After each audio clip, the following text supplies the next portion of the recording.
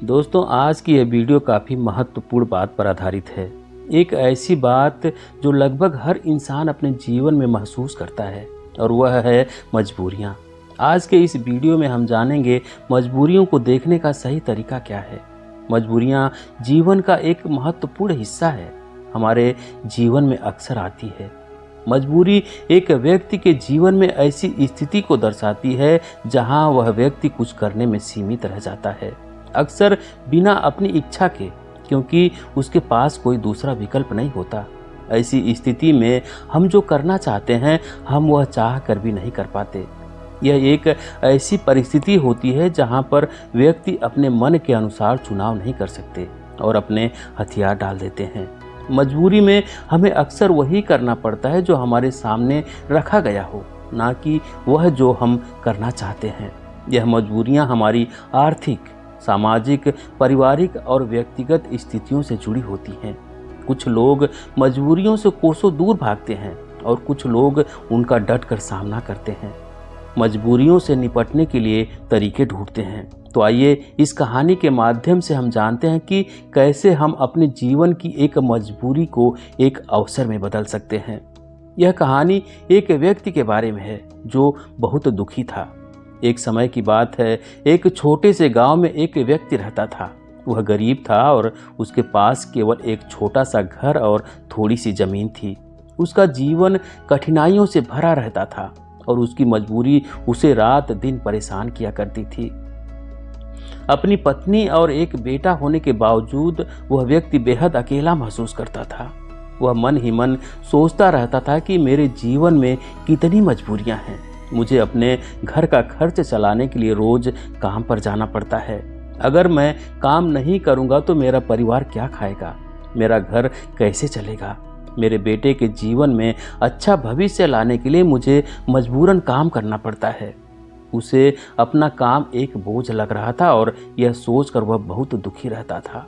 एक तरफ जहां लोग उस गांव के तालाब पर मस्ती करने आते थे और अपने दोस्तों के साथ सुकून भरा वक्त गुजारने आते, वहीं इस व्यक्ति को वहां मजबूरन मछलियां पकड़नी पड़ती ताकि उसके घर के खर्चों में खाने पर होने वाला खर्च कम हो सके और उसका परिवार यह तालाब से पकड़ी हुई मछलियां खा सके।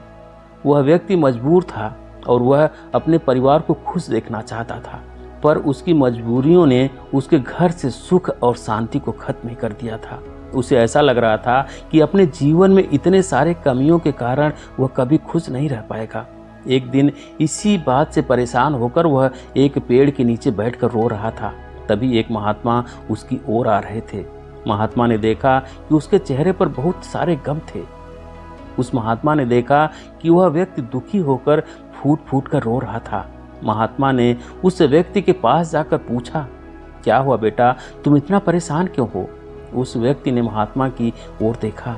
वह महात्मा साधारण कपड़ों में थे और उनको देखकर व्यक्ति सोचने लगा, भला यह महात्मा मेरी क्या मदद कर पाएंगे। व्यक्ति ने उनसे कहा, तुम तो एक महात्मा हो, भला तुम मेरी क्या मदद करोगे?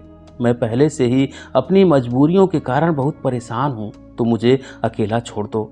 महात्मा उस व्यक्ति से कहते हैं, बेटा, इतना दुख तुम अकेले क्यों सहन कर रहे हो? मुझे बताओ क्या हुआ, शायद मैं तुम्हारा दुख दूर कर सकूं। वह व्यक्ति उस महात्मा से कहता है, तुम मेरा दुख दूर करोगे? तुम मेरी मजबूरियों से मुझे कैसे मुक्त कर सकते हो? तुम्हें तो खुद नहीं पता मजबूरियां क्या होती हैं। तुम्हें अपने जीवन में कौन सी मजबूरी का सामना करना पड़ा है? तुम क्या जानो मजबूरी? तुम्हें किस बात की चिंता? तुम तो काम भी नहीं करते, तुम्हें किसी परिवार का ध्यान भी नहीं रखना। मुझे तो दिन रात काम करके अपने परिवार की जिम्मेदारी उठानी पड़ती है। महात्मा उस व्यक्ति के कड़वे शब्द सुनकर भी शांत रहे। वह समझ गए कि यह व्यक्ति अपने जीवन में अपने कामों और मजबूरियों को बुरा समझता है और इसी कारण यह काम को बोझ समझकर मन से किसी भी काम को नहीं कर पा रहा है। महात्मा हंसकर कहते हैं, बस इतनी सी बात, मैं तुम्हारी मजबूरियों को एक ताकत बना सकता हूँ। तुम्हें कभी भी काम करने में बोझ महसूस नहीं होगा। तुम अपने परिवार के लिए काम करना कभी बोझ नहीं मानोगे। मैं तुम्हें एक ऐसा रास्ता बताऊंगा जिससे तुम हर काम खुशी खुशी करोगे, लेकिन तुम्हें पहले मेरा एक काम करना होगा। क्या तुम तैयार हो? वह व्यक्ति महात्मा की बातों को लेकर सोच में डूब गया।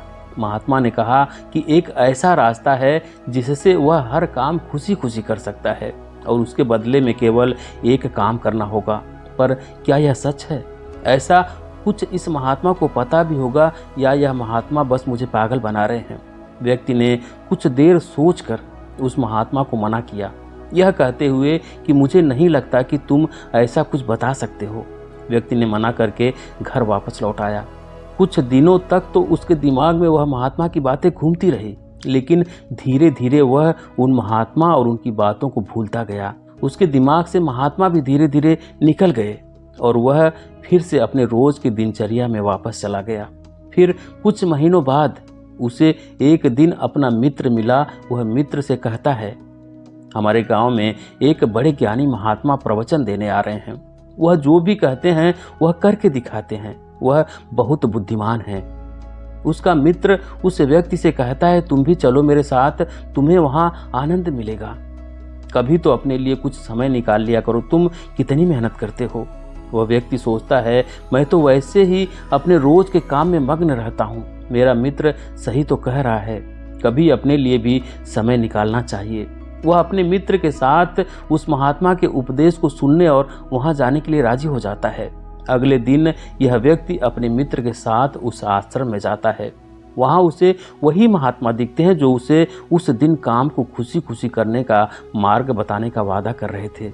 मित्र से बात करते समय उसने पूछा कि क्या यही वह महात्मा हैं जिनके उपदेश हम यहाँ सुनने आए हैं? उसके मित्र ने कहा, हाँ यही हैं और यह वाकई महान है और उनके पास ज्ञान की अमूल्य धारा है। और तो और उनके पास तो स्वयं राजा भी ज्ञान लेने आते हैं। वह आदमी अपने मित्र से कहता है कि मैं इन महात्मा से मिल चुका हूँ। फिर वह व्यक्ति अपने मित्र को सारी बात बताता है। उसका मित्र पूरी बात सुनकर कहता है, अगर यह महात्मा ने तुम्हें वचन दिया है तो अवश्य ही वह उसे पूरा करेंगे। तुम्हें उनसे फिर से मिलना चाहिए। व्यक्ति फिर मन ही मन यह सोचता है कि क्या मेरा अब उनसे मिलना ठीक रहेगा? मैं उन महात्मा के पास जाऊं कि नहीं? वह मेरे बारे में क्या सोचेंगे? परंतु अब उसके मन में यह विश्वास था कि वह महात्मा उस दिन उसे पागल नहीं बना रहे थे। और अगर थोड़ी सी भी उम्मीद है कि मैं एक ऐसा रास्ता जान जाऊंगा जिससे मुझे कोई भी मजबूरी, कोई भी पीड़ा छोटी लगने लगेगी और मैं उस काम को खुशी खुशी करूंगा, तो यह मुझे जानना ही है। फिर भले ही मुझे उन महात्मा के सामने शर्मिंदा ही क्यों ना होना पड़े, चाहे कुछ भी हो, मैं इस मौके को अपने हाथ से जाने नहीं दूंगा। यही सोचकर वह व्यक्ति उनसे मिलने का निश्चय करता है। उपदेश समाप्त होते होते शाम हो चुकी थी और जैसे ही उपदेश समाप्त हुआ, सब लोग आश्रम से बाहर जाने लगे और वह व्यक्ति उस महात्मा के पास जाता है और कहता है, हे गुरुदेव, क्या आपको याद है मैं आपसे मिल चुका हूँ? मुझे माफ़ करना, मैंने आपको उस दिन काफ़ी भला बुरा कहा और मैं उस वजह से बहुत शर्मिंदा हूँ। अब मुझे बहुत पछतावा हो रहा है, परंतु क्या आप मुझे वह मार्ग बता सकते हैं जिससे मैं खुशी खुशी काम करूँ? मैं आपका कोई भी काम करने के लिए तैयार हूँ। महात्मा हंसते हुए कहते हैं, हाँ मुझे याद है, तुम वही व्यक्ति हो जो उस दिन दुखी हालात में मुझे मिले थे। ठीक है, मैं अपना वादा पूरा कर दूंगा, लेकिन अब शाम हो चुकी है और मैं पूरे दिन उपदेश देकर थक गया हूँ। तो तुम मुझे कल सुबह इसी आश्रम के बाहर मिलना। वह व्यक्ति बहुत खुश था और कहता है, जी गुरुदेव, मैं कल सुबह आपसे मिलने जरूर आऊँगा। और सुबह होते ही वह व्यक्ति उस आश्रम के बाहर उन महात्मा से मिलने जाता है। जब वह व्यक्ति वहां पहुंचता है तो महात्मा दरवाजे पर रुके होते हैं। वह व्यक्ति उन महात्मा के पास जाता है और कहता है, हे गुरुदेव, मैं तैयार हूँ। महात्मा उस व्यक्ति से कहते हैं, बेटा, मुझे अपना वादा याद है जो मैंने तुमसे किया था, परंतु तुम्हें समझने के लिए मुझे तुमसे काम करवाना पड़ेगा। वह व्यक्ति उन महात्मा से कहता है, गुरुदेव, मैं कुछ भी करने के लिए तैयार हूँ। आपका काम क्या है जो मैं कर सकता हूँ, मुझे बताइए। वह महात्मा उसे पास के तालाब के पास ले जाते हैं। वहाँ एक बड़ा सा पत्थर था जो पानी के बहाव को रोक कर बैठा था। महात्मा उस व्यक्ति से कहते हैं, बेटा, क्या तुम्हें यह पत्थर दिख रहा है जो पानी के बहाव को रोक कर बैठा है? फिर महात्मा कहते हैं, तुम्हें इस पत्थर को यहाँ से हटाना है। जैसे ही तुम इस पत्थर को हटाओगे तुम्हें तुम्हारे प्रश्नों के उत्तर मिल जाएंगे। व्यक्ति कहता है, लेकिन गुरुदेव यह कैसे मुमकिन है? यह तो इतना बड़ा पत्थर है, मैं इसे कैसे हटाऊं? और फिर इस पत्थर को हटाने से मेरे जीवन की मजबूरियां कैसे हट जाएंगी? मुझे कुछ समझ नहीं आ रहा। महात्मा कहते हैं, तुमने कहा था कि तुम मेरा कोई भी काम कर दोगे। तुम्हें इस पत्थर को हटाना ही पड़ेगा, अन्यथा मैं तुम्हारे प्रश्नों का उत्तर कभी नहीं बताऊंगा। अब मैं अपने आश्रम जा रहा हूँ। जब तुम यह काम कर देना उसके बाद तुम मुझसे मिलने आ जाना। इतना कहकर महात्मा अपने आश्रम की ओर बढ़ गए। उस व्यक्ति ने सोचा, मुझे यह समझ नहीं आ रहा है कि महात्मा मुझे इस पत्थर को हटाने का काम क्यों दे रहे हैं, लेकिन जो कुछ भी हो मेरे समस्याओं का हल तो मुझे चाहिए। मैं अपने जीवन से बहुत दुखी हूँ और अगर मुझे इस पत्थर को हटाने से मुझे महात्मा उत्तर बता देंगे तो ठीक है। महात्मा अगर मुझे यह करने को कह रहे हैं तो इसमें ज़रूर कोई बात होगी। इतना सोचकर उस व्यक्ति ने उस पत्थर को अपने हाथों से हटाने का प्रयास शुरू किया, लेकिन वह पत्थर इतना विशाल और भारी था कि वह थोड़ा भी नहीं हिला। कुछ देर बाद थक हार कर उसने अपनी पीठ के बल पर लेकर फिर से प्रयास किया। उसने पत्थर को हटाने की कोशिश की। उसने देखा कि वह पत्थर थोड़ा सा अपनी जगह से हिल गया, पर जैसे ही वह थोड़ा सा सीधा हुआ वह पत्थर फिर से अपनी जगह पर वापस आ गया। उस व्यक्ति का आत्मविश्वास टूट गया। वह मन ही मन सोचता है, महात्मा ने यह कैसा काम दिया है मुझे? यह पत्थर तो हिलने का नाम ही नहीं ले रहा है।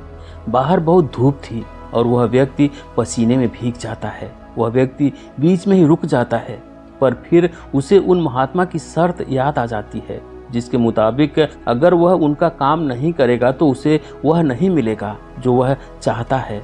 यह काम करना भी एक प्रकार की मजबूरी ही थी। काफ़ी समय बीत जाने के बाद उस व्यक्ति ने पास में ही एक पेड़ देखा और उसे उस पेड़ को देखते ही एक तरकीब सूझी। उसने सोचा, क्यों न मैं एक लकड़ी के टुकड़े को पत्थर के नीचे फंसाकर उस लकड़ी पर अपना वजन रखूं। इससे मुझे कम जोर लगाना होगा और लकड़ी बड़ी और मजबूत होने के कारण उसका परिणाम ज़्यादा होगा। वह व्यक्ति तुरंत ही एक बड़ी और विशाल लकड़ी तोड़ने में लग जाता है। जैसे तैसे उस व्यक्ति ने एक बड़ी लकड़ी उस पेड़ से निकाली। उसके सारे छोटे टहनियाँ और पत्ते को तोड़कर एक सीधी लकड़ी तैयार की जो वह इस्तेमाल कर सके। फिर उसने उस पत्थर के अगल बगल एक गड्ढा खोदा जहां वह उस लकड़ी को डाल सके। उस व्यक्ति ने लकड़ी का एक छोर उस पत्थर के नीचे फंसाया और फिर वह अपने हाथों में 2 बड़े पत्थर लेकर उस लकड़ी के दूसरे छोर पर बैठ गया और देखते ही देखते वह पत्थर अपनी जगह से हट गया और पानी का बहाव फिर से चालू हो गया। वह व्यक्ति बहुत खुश था। उसे आत्मविश्वास महसूस हुआ। वह दौड़ता हुआ उन महात्मा के पास गया और कहा, हे गुरुदेव, मैंने कर दिखाया। मैंने उस पत्थर को हटा दिया और मैंने अपना वचन भी पूरा कर दिया। महात्मा पूरी बात उस व्यक्ति से सुनने के बाद कहते हैं, तुमने अच्छा काम किया। तुमने मेहनत की, तरकीब भी निकाली और तुमने अपने दिमाग का भी इस्तेमाल किया। लेकिन मुझे एक बात बताओ, क्या तुम्हें लगा था कि तुम यह काम कर पाओगे? व्यक्ति कहता है, नहीं गुरुदेव, मुझे नहीं लगा था कि मैं इतना बड़ा पत्थर हटा पाऊंगा। महात्मा पूछते हैं, क्या लगता है तुम्हें, तुम यह सब क्यों कर पाए? व्यक्ति जवाब देता है, क्योंकि यही आपकी शर्त थी। अगर मैं नहीं करता तो मुझे अपना जवाब कभी नहीं मिलता। महात्मा कहते हैं, तो क्या तुम यह कहना चाहते हो कि यह काम करना भी तुम्हारी एक मजबूरी थी? व्यक्ति कहता है, हाँ, लेकिन आप वही क्यों पूछ रहे हो? इस पर महात्मा कहते हैं, मैं तुम्हें यही तो समझाना चाहता था। जिस तरह आज तुम्हारे सामने वह पत्थर हटाने की मजबूरी थी, इसी तरह तुम्हारे जीवन में भी तुम्हारे सामने कई मजबूरियां आएंगी। महात्मा आगे कहते हैं, मजबूरियां ही तुम्हें वह काम करवाती है जो तुम्हें नहीं लगता कि तुम कर सकते हो। तुम्हारी मजबूरियां तुम पर बोझ नहीं हैं, बल्कि मजबूरियों के कारण तुम जिंदा हो। तुम खुद सोचो, अगर तुम्हारे ऊपर मजबूरियां ना होती और काम करके अपने परिवार के लिए कमाई करने की पाबंदी ना होती तो क्या तुम अपने घर से बाहर कभी निकल पाते? नहीं ना। तुम एक ही जगह ही बस आराम से बैठे रहते। लेकिन क्या ऐसा आराम करना ठीक है? क्या तुम्हारे शरीर में बीमारियां नहीं आ जाती? तुम अपनी मजबूरियों के कारण काम करते हो, जिससे तुम स्वस्थ और तंदुरुस्त रहते हो। जहाँ तुम पहुँचना चाहते हो, यह मजबूरियाँ ही तुम्हें वहाँ का रास्ता दिखा सकती हैं। वह हमें बताती है कि हमें क्या करना चाहिए। उस लक्ष्य तक पहुँचने के लिए तुम्हारी समस्या यह नहीं है कि तुम्हारे ऊपर मजबूरियाँ हैं, बल्कि तुम्हारी समस्या यह है कि तुम उन मजबूरियों को एक बोझ समझ रहे हो। हमारी मजबूरी हमारे लक्ष्यों को प्राप्त करने में हमारे लिए एक माध्यम बनती है और हमें नई दिशाओं में ले जा सकती है। जैसे कि तुमने लकड़ी का उपयोग किया ताकि उस पत्थर को हटा सको, ऐसा ही कुछ हमारे साथ जीवन में भी होता है। जब हमसे ऊंचे स्तर के लोग, जैसे कि हमारे बॉस या फिर माता पिता या फिर कोई गुरु, हमें कोई कठिन काम देते हैं तो हमें लगता है कि यह काम हमारे लिए बहुत मुश्किल है। उदाहरण के लिए, जब हमारे बॉस हमें एक बड़े और कठिन काम को संभालने का काम देते हैं, या जब तुम्हारे व्यापार में कोई विरोधी व्यापारी तुम्हारी तकलीफ बढ़ा देता है जो तुम्हारे लिए मुश्किल होता है, तो तुम कैसे उसका सामना करोगे? अक्सर हम नहीं चाहते कि ऐसी समस्याएं हमारे सामने आए, लेकिन सच्चाई तो यह है कि वह हमारे सामने है और हमें हमारे लक्ष्यों को प्राप्त करने से रोक रही है। क्या लगता है आपको, ज़्यादातर लोग इस स्थिति में क्या करते होंगे? बेशक कोई नहीं चाहता कि वह संकट में आए, लेकिन जब एक विशाल समस्या उनके सामने खड़ी होती है, ऐसी कठिन समस्याएं जो उन्हें परेशान करती है, तब क्या करते होंगे? जब भी हमारे जीवन में विशाल और भयानक समस्याएं आती है, तो हकीकत में वो हमसे सवाल पूछती है, क्या तुम इस लक्ष्य के काबिल हो?